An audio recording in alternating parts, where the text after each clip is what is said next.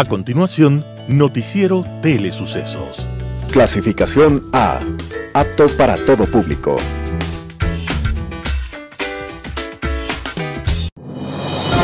Inicie el día bien informado. El mejor noticiero de la mañana informando para usted. Noticiero Telesucesos. Primera parte del noticiero Telesucesos con las noticias más importantes del día. Estimados televidentes, bienvenidos a una emisión más de su noticiero Telesucesos. Un día como hoy. Hubo una época en la que los aristócratas europeos tenían sus propias orquestas en los castillos. Y además de orquestas, contaban incluso con sus propios grupos de teatro. Se podría pensar que había artistas por aquí y artistas por allá, en cada metro cuadrado de todos los castillos europeos. Esto era parcialmente cierto. En verdad, los aristócratas necesitaban todo tipo de personal para atender sus vidas fastuosas. Y en cada castillo había sastres y carpinteros, lavanderas y peluqueros, cocineras, ordeñadores, panaderos y agricultores.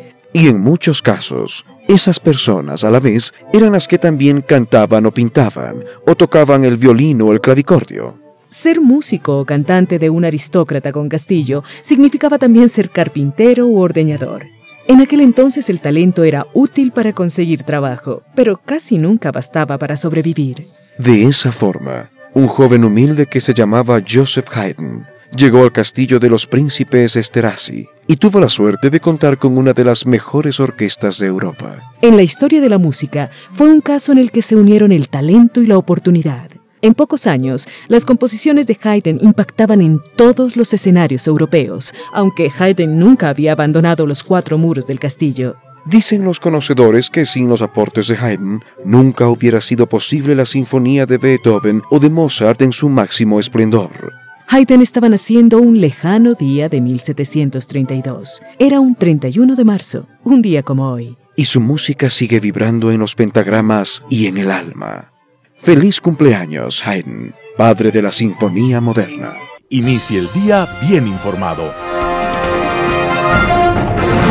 Titulares. Largas listas de espera para pacientes con COVID-19 en Hospital Quito Sur. Deuda pública sube al 8.1% en un año. China levanta suspensión comercial a Camaronera de Ecuador. OCP Ecuador y Petroecuador interconectarán sus terminales. Resoluciones del COE Nacional por feriado de Semana Santa. Video mentira descubierta. En el segmento de opinión, Javier Milei y su posición sobre socialismo. La agenda urgente de la agricultura. En política internacional, aterrizaje. Y en editoriales, José Hernández, Arauz talla liliputiense para ser presidente. Vicente Albornoz, los pesares de la lira turca. Patricio Haro, no al voto nulo. Y Martín Pallares, así el correísmo piensa quedarse con el municipio. Noticias del día con Carla Sánchez. Largas listas de espera para pacientes con COVID-19 en el Hospital Quito Sur. En el Hospital Quito Sur del Seguro Social no hay espacio para recibir a más pacientes. Personal sanitario busca opciones para acomodar a quienes llegan con síntomas respiratorios que pudieran ser COVID-19 al área de emergencia. En ese lugar unos esperan en sillas, otros acostados en el suelo, sobre unas finas colchonetas. Ellos están conectados a tanques de oxígeno, se aclaró desde la Casa de Salud. Se ha atendido a 81.300 ciudadanos con sintomatología respiratoria. Además, hay 427 personas con COVID-19 hospitalizadas, incluyendo los 34 que esperan una cama. En UCI, en cambio, hay 49 contagiados en condición grave, mientras que 7 están en el área de emergencia. Allí la lista de espera llegó a 61 personas. Ellos aguardan en la ciudad con cuidados intensivos e intermedios. Su capacidad hospitalaria está al 145%. Deuda pública sube un 8,1% en un año. La deuda pública total de Ecuador pasó de 58.661 millones de dólares a 63.410 millones de dólares entre febrero de 2020 y febrero de 2021. Eso significa un crecimiento interanual de 8,1%. La deuda alcanzada en febrero, el 62,9% del Producto Interno Bruto de Ecuador, según el último reporte del Ministerio de Finanzas, mientras que en la comparación de mes a mes entre enero y febrero de 2021, la deuda pública ecuatoriana bajó 474 millones de dólares, o un 0,7%, al pasar de 63.885 millones de dólares a 63.410 millones de dólares. Ecuador espera reducir la deuda al 40% del PIB hasta 2032. Así lo establece la Ley para el Ordenamiento de las Finanzas Públicas, que entró en vigencia en julio de 2020. China levanta suspensión comercial a Camaronera de Ecuador. China levantó la suspensión de los permisos de exportación que fue impuesto a la camaronera ecuatoriana Sociedad Nacional de Galápagos, Songa. Según el embajador del Ecuador en Beijing, Carlos Larrea, el levantamiento de la medida ocurre luego de intercambios de información técnica entre las partes. Songa fue suspendida el pasado 25 de enero de 2021 tras la detección del virus en la mancha blanca de un contenedor del producto. Esta empresa es la cuarta exportadora de camarón más grande del país. Por otra parte, esta no es la primera vez que China suspende la importación de camarones ecuatorianos. Otro incidente similar ocurrió el 10 de julio de 2020 tras encontrarse restos de coronavirus en un empaquetado externo de los productos y en el interior de un contenedor. OCP Ecuador y Petroecuador interconectarán sus terminales a través de una alianza público-privada entre OCP Ecuador y Petroecuador. Se pondrá en funcionamiento la interconexión entre los terminales marítimos ubicados en Esmeraldas. Esta operación permitirá optimizar los rendimientos de la exportación de crudo ecuatoriano a fin de que el Estado tenga la opción de efectuar exportaciones de mayor volumen, informaron ambas empresas y el Ministerio de Energía mediante un comunicado. La interconexión de terminales incrementará la capacidad de carga de 700.000 a 2 millones de barriles. Esto significa que a partir de ahora desde esta instalación podrán acceder buques de mayor calado, incluso los más grandes del mundo denominados VLCC, Very Large Crude Carrier, en un promedio que pueden transportar hasta 2 millones de barriles. Resoluciones del COI Nacional por feriado de Semana Santa. El COI Nacional en sesión permanente con la participación indelegable de los miembros plenos resolvió: 1.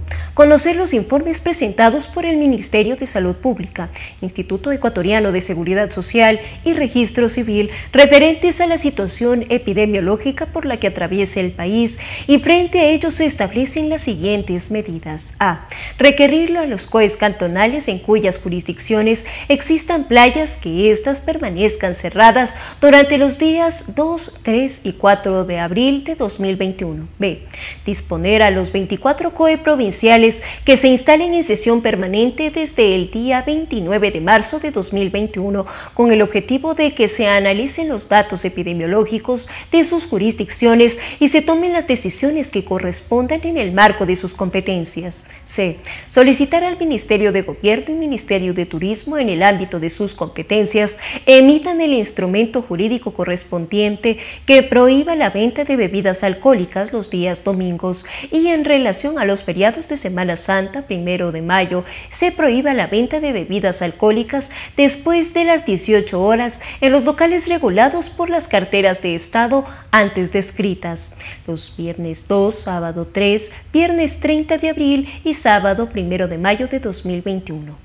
D. Solicitar al Ministerio de Transporte y Obras Públicas como ente rector del transporte en el país y la Agencia Nacional de Tránsito establezcan los instrumentos jurídicos y coordinaciones que se requieran con las entidades de control CTE, PPNN y GATS para restringir la movilidad de los vehículos livianos particulares. Los días y horarios a continuación se detallan. Y jueves 1 de abril no podrán circular vehículos con placa impar. Viernes 2 de abril no podrán circular los vehículos con placa par. Sábado 3 de abril no podrán circular los vehículos con placa impar. Domingo 4 de abril no podrán circular los vehículos con placa par. Esta medida se aplicará en los ejes viales nacionales. Mantener la libre movilidad de todas las modalidades por sus características que realicen actividades de la cadena logística en el territorio nacional. Carga pesada, carga liviana, carga mixta, buses con encomiendas. El transporte intra e interprovincial se sujetará a la restricción por último dígito de placa. Para esto se coordinará con las terminales terrestres y las autoridades competentes para su cumplimiento del 50% de las frecuencias con el 75% de aforo. Está prohibida la emisión y el uso de salvoconductos para esta modalidad hasta que la ANT lo disponga. Los vehículos de entidades de Estado podrán circular con funcionarios y sus respectivas credenciales oficiales. Las medidas de restricción de circulación vehicular no se aplicará para personas que requieran movilizarse y permanezcan a sectores productivos. Sus habitantes son sus credenciales, guías de rendición, RUC, RISI. En aquellos casos que se requiera movilización hacia aeropuertos, los habilitantes serán pasajeros del titular y en los casos de emergencias médicas debidamente comprobadas. Dado en el Servicio Nacional de la Gestión de Riesgos y Emergencias en la sesión plenaria del COE Nacional Virtual del 28 de marzo de 2021. ¿Saben cuántos jóvenes egresan de la universidad desesperados por encontrar un puesto de trabajo? ¿Cuántos egresados de economía o finanzas aplican en instituciones públicas como el Banco Central? Decenas de miles. Por eso se establecieron concursos para que los mejores, de acuerdo con sus méritos, puedan ingresar. Pero resulta que aquí también hay un privilegiado, uno que se pasó la fila, que obtuvo un contrato VIP, para usar términos actuales. Veamos qué fue lo que ocurrió con Andrés Arauz, quien dice sentirse orgulloso de haber sido servidor público. El 30 de octubre de 2007, a los 22 años, Arauz recibió un nombramiento permanente como especialista de sistemas de pago. Según él, por haber ganado un concurso de méritos. Pero apenas un mes y 7 días después de obtener ese nombramiento, el 7 de diciembre de 2007, salió en comisión de servicios con sueldo. ¿A dónde? Aún no se sabe. El 1 de enero de 2009 regresó a su puesto en el Banco Central, pero por muy pocos días, porque el 12 de ese mismo mes, 12 de enero, volvió a irse en comisión de servicios, con un sueldo que mantenía en el Banco Central. Esto duró 7 meses más, hasta el 18 de agosto de 2009, fecha en la que se reincorporó a su puesto, hasta el 2011, hasta el 7 de diciembre de 2011, cuando volvió a irse otra vez en comisión de servicios con sueldo hasta el 1 de enero de 2012. A partir de esa fecha, siguió en comisiones de servicio, esta vez sin sueldo, hasta que se reincorporó el 21 de febrero de 2015. Sin embargo, no estuvo mucho tiempo trabajando, porque el 13 de agosto obtuvo una licencia sin sueldo hasta que regresó el 25 de mayo de 2017. Trabajó 2 meses y volvió a pedir licencia por asuntos personales y luego por estudios hasta mayo de 2020, cuando vendió su renuncia por $27.500. Total, de los 12 años y 6 meses que Andrés Arauz estuvo como servidor del Banco Central, solo ejerció su cargo 2 años y 1 mes. O sea, durante más de 10 años se pasó en comisiones y licencias, unas pagadas, otras no. Según él, estuvo estudiando en México y Lenín Moreno y los banqueros lo hicieron votar. Es importante contarles que los años que Arauz estuvo sin trabajar cuentan a la hora de la liquidación. Hasta aquí el caso. No se ve nada ilegal hasta el momento, aunque hay un desperdicio de dinero que pudo haber sido destinado para algún joven economista con ganas de trabajar. Las autoridades del Central deberán explicar este uso raro de los fondos públicos. Ahora viene lo interesante y quizás lo más importante, lo ético. Andrés Arauz le ha dicho cientos de veces a Lenín Moreno que es un traidor. Sin embargo, se mantuvo en un cargo casi todo su gobierno, hasta mayo del 2020, y lo dejó para ser candidato. En el debate, cuando se le preguntó qué era lo que más valora en una persona, él respondió que es la dignidad. ¿Quedarse trabajando en el gobierno de un traidor es ser digno? ¿Vender la renuncia en lugar de simplemente renunciar? O como él dice, que lo despidieron. Vamos a suponer que lo despidieron. ¿Por qué espero que lo despidan? ¿Por qué simplemente no renunció? ¿Es eso digno? ¿Haber callado sobre esta situación es digno? No salgan a decir que la ley establece estos mecanismos y que se está estigmatizando a los servidores públicos. No estoy hablando de la ley, estoy hablando de principios y valores. Conozco a miles de servidores públicos honestos que seguramente están indignados al ver el privilegio que le han otorgado a uno de ellos. Los servidores públicos, en su gran mayoría, que trabajan forzosamente en mal estado y mal pagados, deben estar furiosos al ver que cuando ellos solicitan una licencia, deben esperar meses para que se las den. No se equivoquen, no hay reclamo contra ningún servidor público porque el señor Arauz no ha sido servidor público, tan solo se sirvió del servicio público. Segunda parte del noticiero Telesucesos, opinión de importantes personajes de la actualidad nacional en política, economía, salud y educación.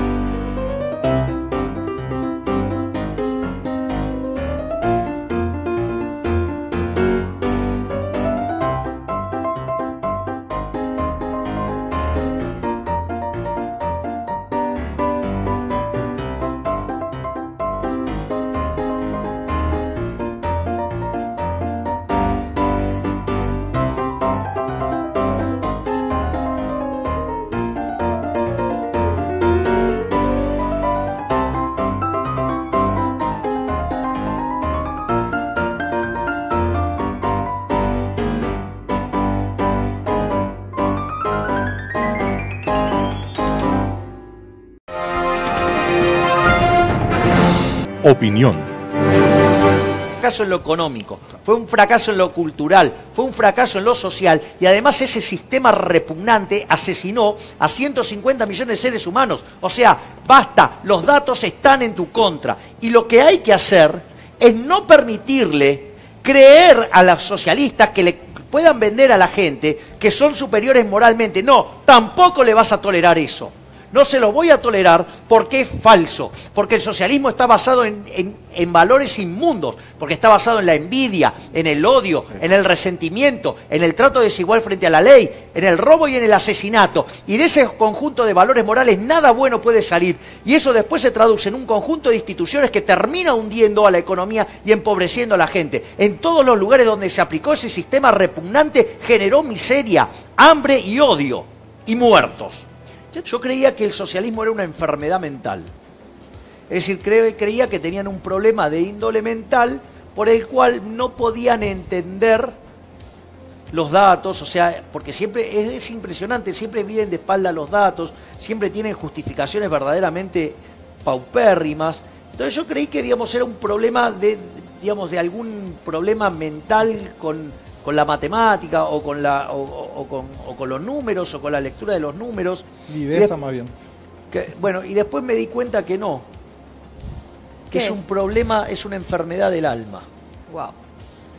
Porque en el fondo el socialista lo que hace es esconder su resentimiento y su fracaso bajo la pátina del buenismo, de la generosidad y, digamos, y de ser bondadosos y de la caridad, pero lo que está haciendo es usar esa pátina para esconder su resentimiento, su envidia, su odio por el que va bien, porque es un fracasado. Así es que, muchachos, no tengan dudas. No podemos perder frente a la basura socialista, porque somos mejores en lo productivo, mejores en lo moral y mejor en lo estético. Por lo tanto, zurdos inmundos, tiemblen, la libertad avanza. ¡Viva la libertad!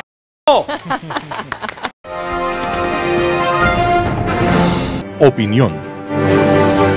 La agenda urgente de la agricultura. Desde inicios de la República, la agricultura ha sido una de las actividades más importantes para nuestra economía.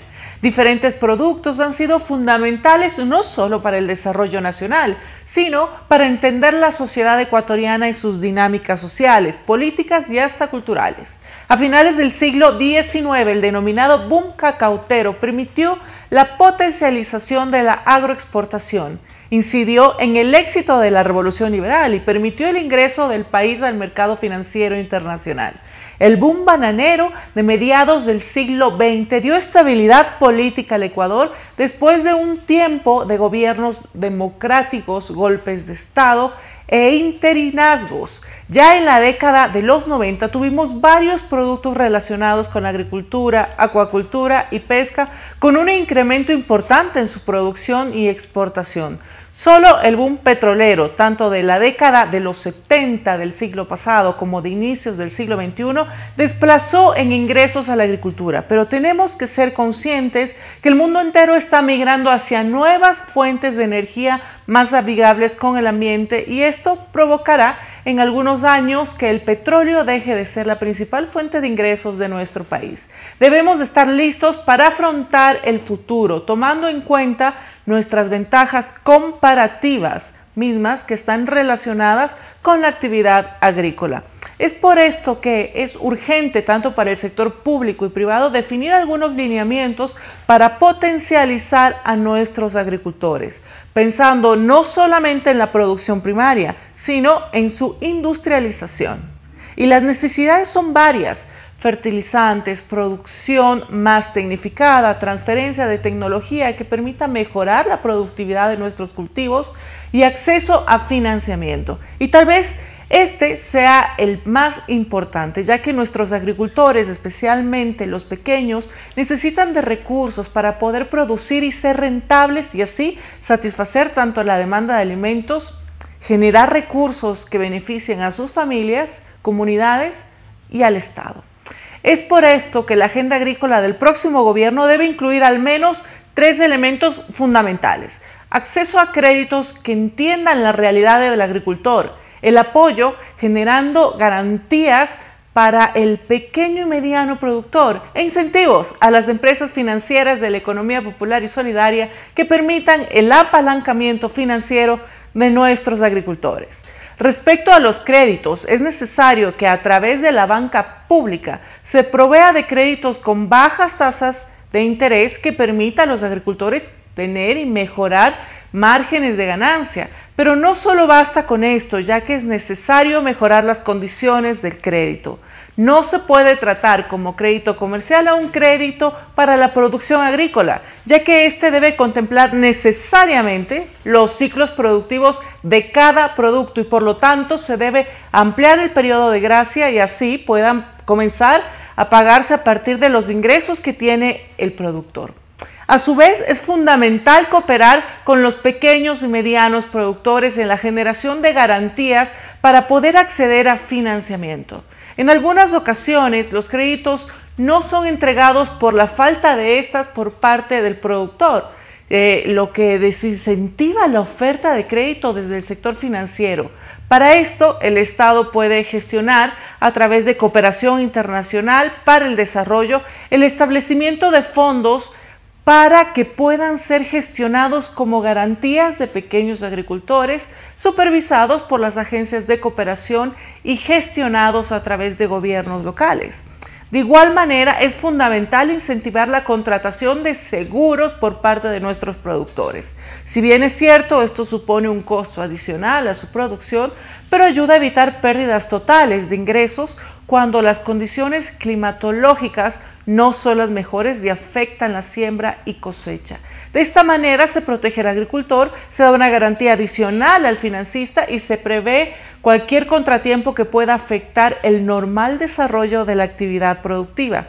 Para esto es necesario que desde instituciones que trabajan con temas financieros y con la economía popular y solidaria, se diseñe una estrategia para que la contratación de seguros no sea considerada como una carga, sino como una garantía adicional.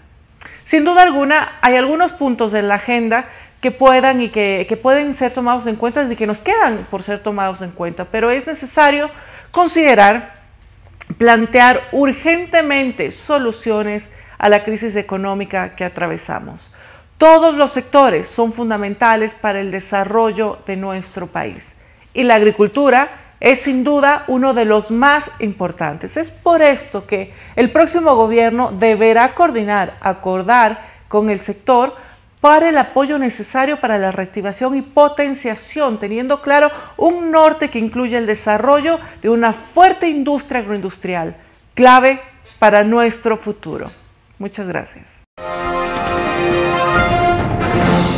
Global Hoy con Alan Carney. Muchas veces, cuando el piloto del avión que viajamos hace que éste descienda con total suavidad y apenas sintamos el momento en que tocamos tierra, los pasajeros aplauden y reconocen la habilidad del piloto y el profesionalismo con que conduce la nave, y con ella el destino de los pasajeros. Esa capacidad viene de muchos cientos de horas de práctica, sea en simuladores, sea en aviones reales, y además de la sujeción a una serie de reglamentos y procedimientos muy estrictos y severos.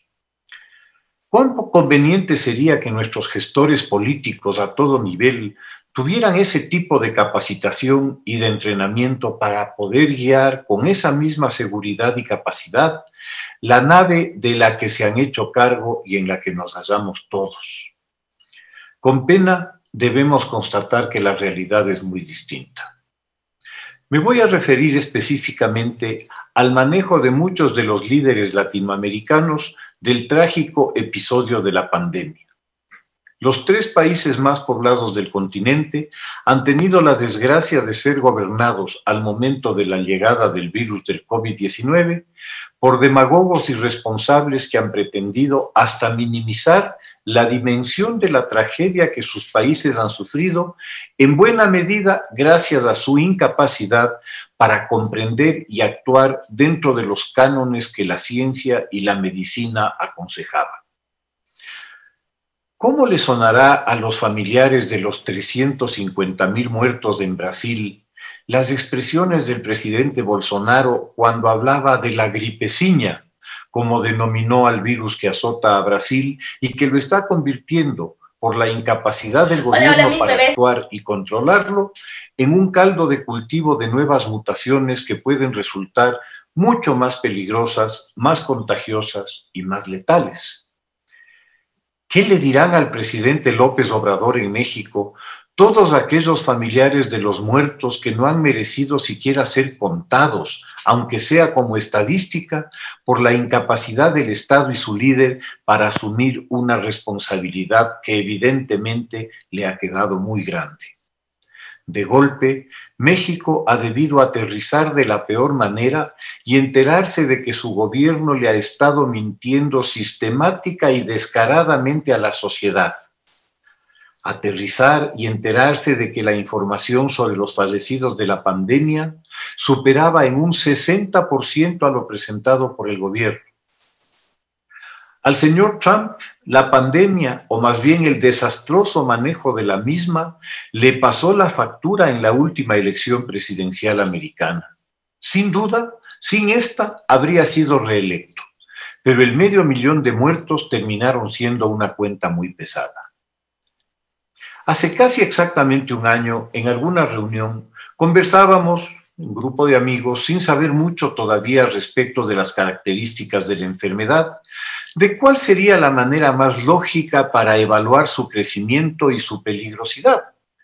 Y alguien sugirió que ante la seguridad de que los aparatos de salud estatales de la región no estarían en capacidad de realizar el suficiente número de pruebas como para poder generar una base estadística creíble sobre el número real de personas contagiadas, lo sensato y ciertamente mucho más económico era actuar sobre un dato macabro, pero mucho más certero, como es la diferencia entre los fallecimientos en periodos similares en años anteriores.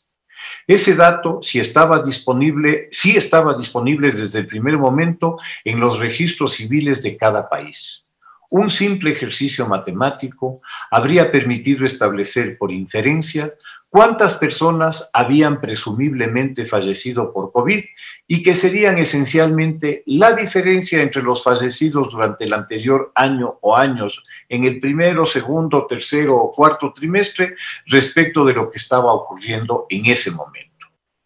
A su vez, la información respecto del número de fallecidos al conocerse el índice de mortalidad entre los contagiados permitiría establecer el número de estos. Ciertamente nos pareció una solución elegante y lógica, razón por la cual seguramente no se la aplicó. Hoy, cuando México acaba de utilizar esta herramienta, ha podido darse cuenta finalmente de la seriedad y alcance de la mortandad. Hasta la semana pasada se sostenía que el total de víctimas era de 140,000.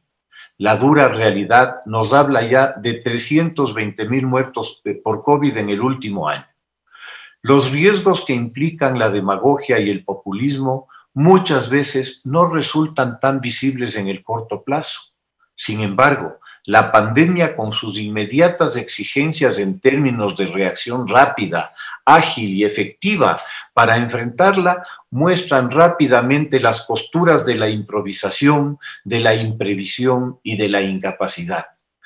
Muestran también el tenebroso rostro de la corrupción inhumana, capaz hasta en la muerte y en el dolor de buscar cómo enriquecerse en chanchullos y en negociados. El saludable ejercicio numérico que finalmente ha logrado sincerar las cifras de la mortandad en México debería aplicarse en cada uno de nuestros países para, con al menos algo más de certeza, saber dónde estamos parados. Sí resulta doloroso comprobar el nivel de indiferencia social ante las patentes limitaciones de la dirigencia latinoamericana. ¿Cómo explicar el que, en un país como Vietnam, con un PIB per cápita de $2.500 anuales, inferior al de prácticamente todos los países latinoamericanos, con una población de 100 millones de habitantes y con una frontera muy extensa con China, el lugar de origen de la pandemia, registre en el año un total de 2.500 contagiados y de 35 muertos? No hay que añadir una palabra.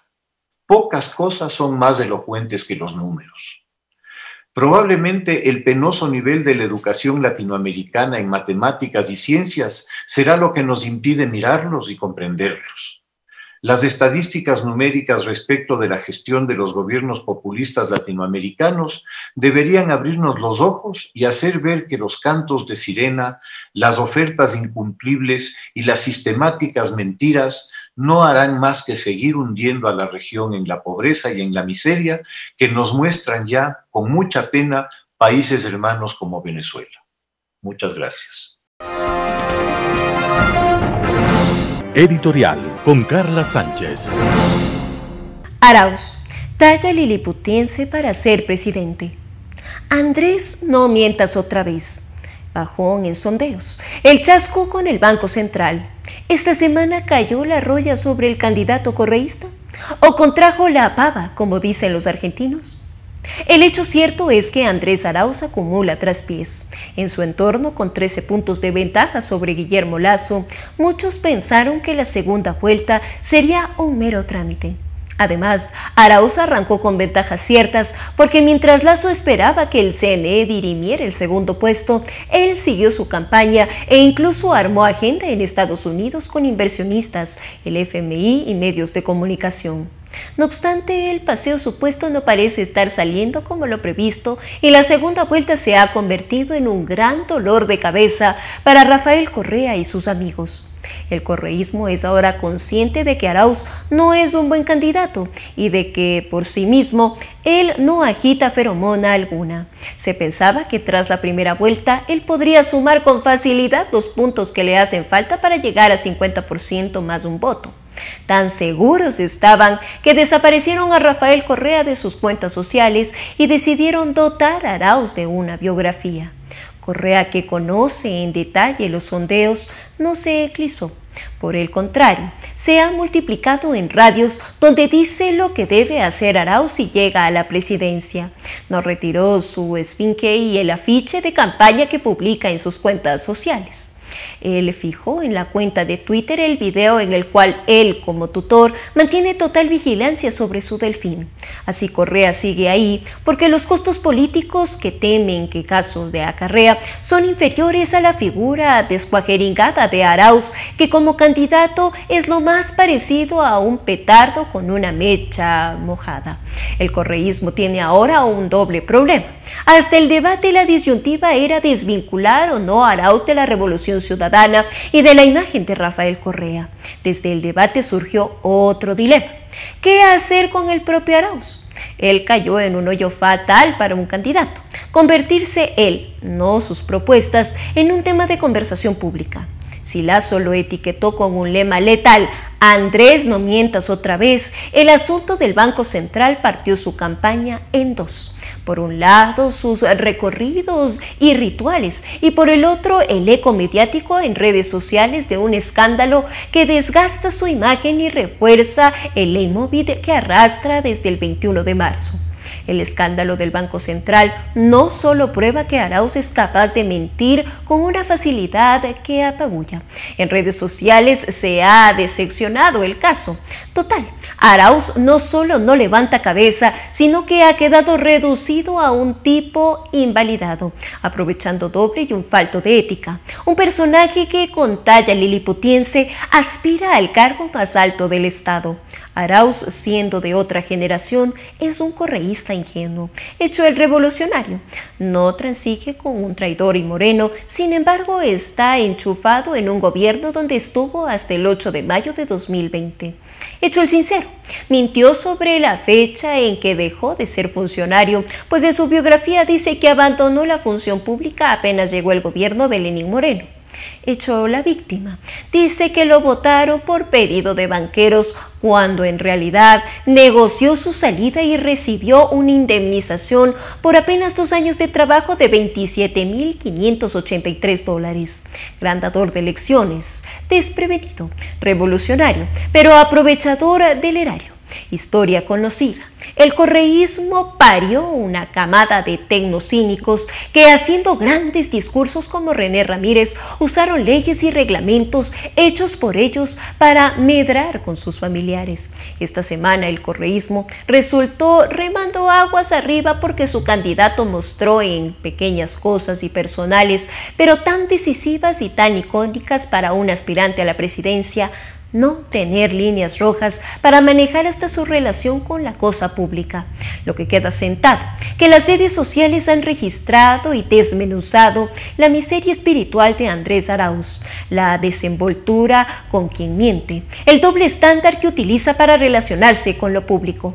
Esto ratifica la actitud rastrera con que actuó en el gobierno de Correa, prestándose para firmar, por ejemplo, el contrato con el sobreprecio para el Festival de Loja, contrato que no quiso firmar Raúl Vallejo y por eso renunció. El desenfadado con el que mintió ante millones de ecuatorianos cuando Juan Fernando Velasco lo desenmascaró. En esta semana muchos ciudadanos pudieron aniquilar lo que es personalmente Arauz, un liliputiense ético que quiere ser presidente. Quizás por eso el correísmo ha pasado una muy mala semana. Los pesares de la lira turca. La lira turca ha pasado por unos días muy feos. Desde el 20 de marzo, una pequeña tormenta se ha cernido sobre la moneda de ese país, que si bien está entre Europa y Asia, nos puede dar lecciones para nuestro sudamericano y ecuatorial país. Porque desde fines de 2020 y hasta mediados de marzo de 2021, la lira y la economía turca habían tenido un desempeño bastante decente. En épocas de pandemia y crisis, y teniendo vecinos tan conflictivos como Irak o Siria, el tener un desempeño económico decente es un gran mérito. Turquía es un país con un enorme potencial económico y con la capacidad de convertirse en una potencia económica regional. Pero claro, solo eso sucederá mientras tengan un buen manejo económico, y el presidente Erdoğan no se ha caracterizado por sus amplios conocimientos de política económica y menos aún de política monetaria. Quizás su principal debilidad es que no entiende lo importante que es la autonomía de los bancos centrales, pero en un momento de gran lucidez se le ocurrió nombrar en noviembre pasado a Naci Abdal, un excelente técnico para la dirección del Banco Central de Turquía.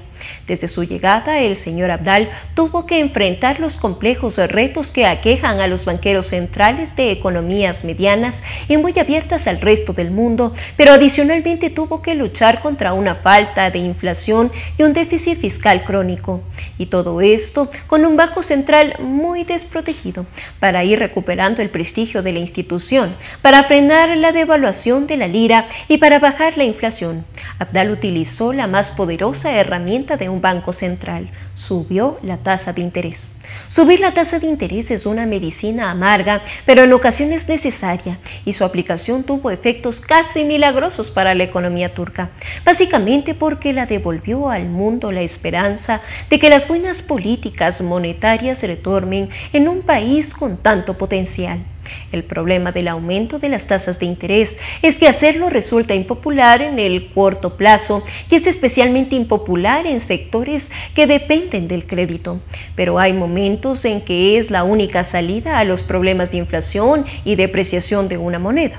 Pero el presidente Erdoğan no pudo soportar que las tasas de interés suban en su país y el fatídico 20 de marzo despidió al señor Abdal. Lo que ocurrió a continuación era lo obvio. Los inversionistas perdieron la confianza en Turquía y en su moneda. La lira se devaluó y la gente empezó a sacar divisas del país. Las perspectivas de la economía para lo que se resta de 2021 son bastante malas, pero todo se hubiera podido evitar si simplemente se hubiera respetado la independencia del Banco Central. No al voto nulo. En democracia, el voto nulo es una opción que tienen los electores al momento de sufragar.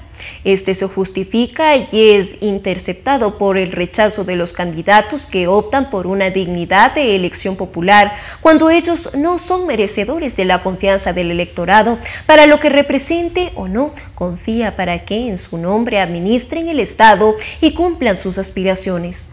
En Ecuador, el Código de la Democracia determina en el artículo 147, numeral 3, la nulidad de las elecciones cuando los votos nulos superan al total de los votos válidos. Estamos a pocos días para que los ecuatorianos acudamos a las urnas para escoger en segunda vuelta a quien regirá en los próximos 4 años el rumbo del país.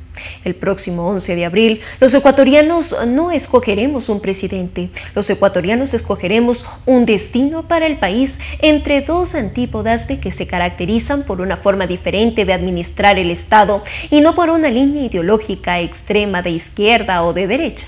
Estas antípodas se merecen o merecerán la confianza de los ecuatorianos y son la izquierda curuchupa y la derecha estigmatizada. La izquierda curuchupa es un calificativo que con mucha imaginación descriptiva le impuso a alguien al conservadurismo liderado por quien no logró superar sus complejos, a pesar de haber ejercido la primera magistratura a largo tiempo. Esta se enfrenta en una derecha marcada con un estigma impuesto desde hace 14 años por el resentimiento social, la falta de reconocimiento, los traumas juveniles y familiares de quien hoy es prófugo de la justicia, sentenciado por pretender alcanzar el carente reconocimiento con mucho dinero mal habido.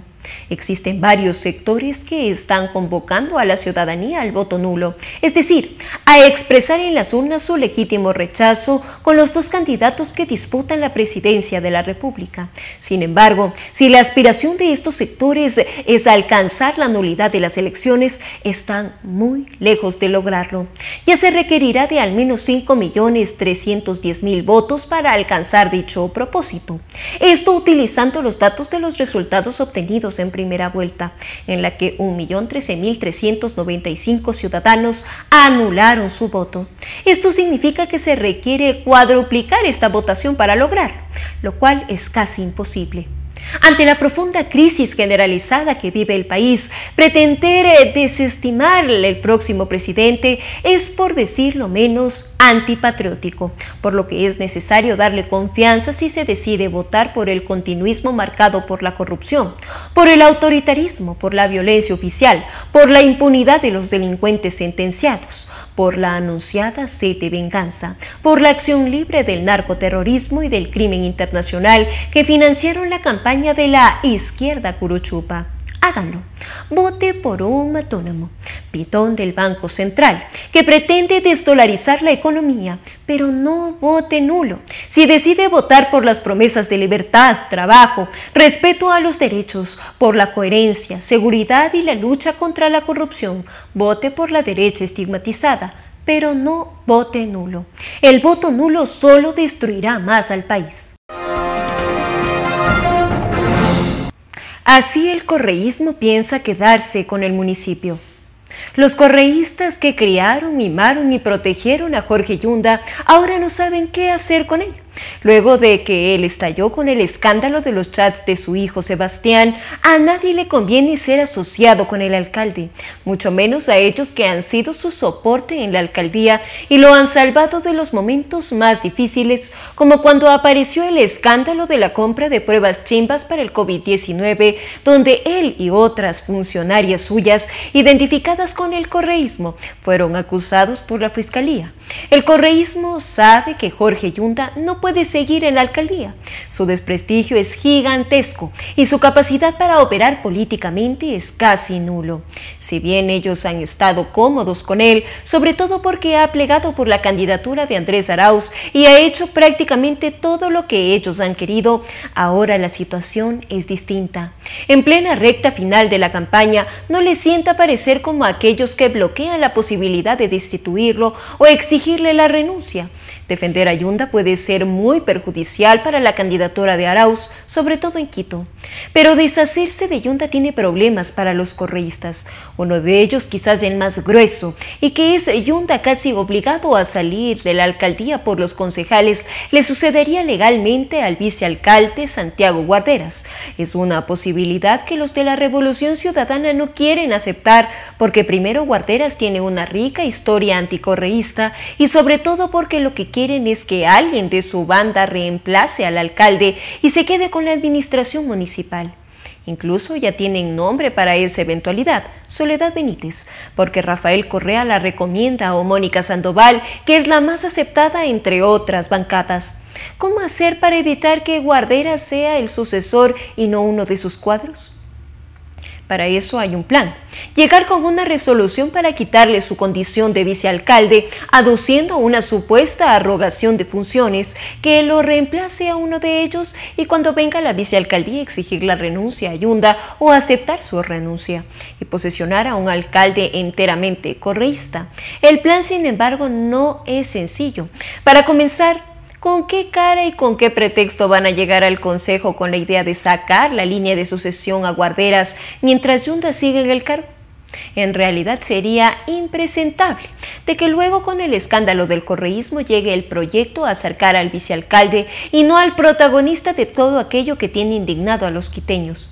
Legalmente también hay problemas para sacar a Guarderas. En el artículo 87 del Código Orgánico de Organización Territorial, COTAD, se establece que al Consejo Metropolitano le corresponde decidir la remoción con el voto conforme de las 2/3 partes de sus integrantes, del alcalde o alcaldesa o del vicealcalde o vicealcaldesa y de las concejalas o concejales que hubieren incurrido en una de las prohibiciones previstas en este y en el Estatuto de la Autonomía, garantizando el debido proceso. Es decir, prestarse con una moción para quitar la condición de vicealcalde a Guarderas parece ser una maniobra reñida con la ley y el debido proceso.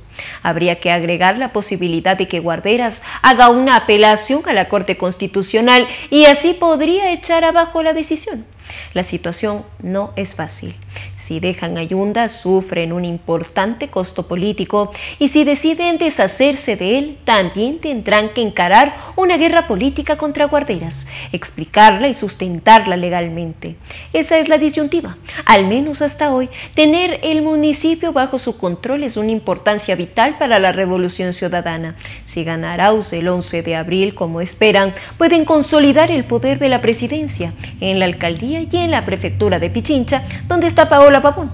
Esa trilogía podría ser muy importante para dar estabilidad y apoyo al gobierno y montar una plataforma política de relevancia. Si no gana Arauz, las perspectivas de tener a la alcaldía en sus manos también es tentadora. Conjuntamente con la prefectura de Pavón, se podría crear una plataforma política de inmenso poder para atacar al gobierno de Lasso. Mientras todo esto se evalúa en la vereda correísta bajo el impulso de María Luisa González, ex candidata a la alcaldía por el correísmo, Fausto Jarrín, abogado de Rafael Correa, y Paola Pavón, prefecta de Pichincha, Yunda ha pasado las últimas horas tratando de evitar el fin de su carrera política. El domingo pidió la renuncia de los funcionarios que aparecen en los chats con sus hijos y con el afán de neutralizar el escándalo, y hoy lunes salió desesperadamente a vacunar a ver si algo logra mejorar en su imagen. Esta vez Yunda aparece solo. Ya no recibió los mensajes de solidaridad y respaldo de los concejales correístas como cuando reventó el escándalo de las pruebas contra el COVID, ni hubo campañas en redes sociales de sus operadores de comunicación, entre los que generalmente están los periodistas de las radios de su propiedad. El martes Yunda podrá dar a prueba su habilidad de sortear crisis, pero serán sobre todo los correístas los que deberán decidir qué hacer con él. Como se decide popularmente, está empezando a oler mal. Y así finalizamos una emisión más de su noticiero Telesucesos.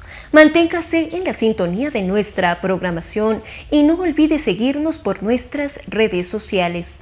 Nos encuentran en Facebook como Telesucesos, en Instagram como @telesucesos_ en Twitter, como @telesucesos29 en YouTube, como Telesucesos HD y también por nuestra página web www.telesucesos.net. Hasta la próxima. Lo mejor de la mañana informando para usted. Noticiero Telesucesos.